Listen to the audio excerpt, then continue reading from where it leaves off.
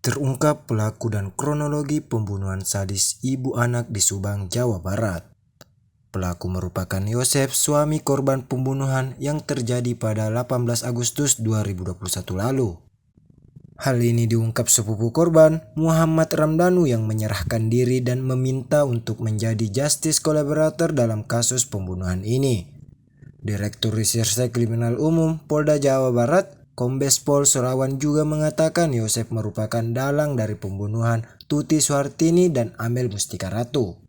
Surawan menambahkan, terlibatnya Danu bermula saat Yosef mengajaknya ke lokasi kejadian. Tidak sampai di situ, kala itu Danu menunggu di garasi dan diminta mengambil golok. Danu yang merupakan tersangka mengaku hanya mendengar suara teriakan dan tidak mengetahui apa yang terjadi dalam rumah. Namun ia sempat masuk ke rumah dan mendapati Yosef membenturkan kepala Amel ke dinding. Diketahui kepolisian telah mendapat bukti kuat dalam kasus pembunuhan yang terjadi 2 tahun yang lalu itu. Bukti tersebut berupa kaos milik Yosef yang digunakan pada malam kejadian. Hingga sekarang, polisi terus mendalami motif kasus pembunuhan ini.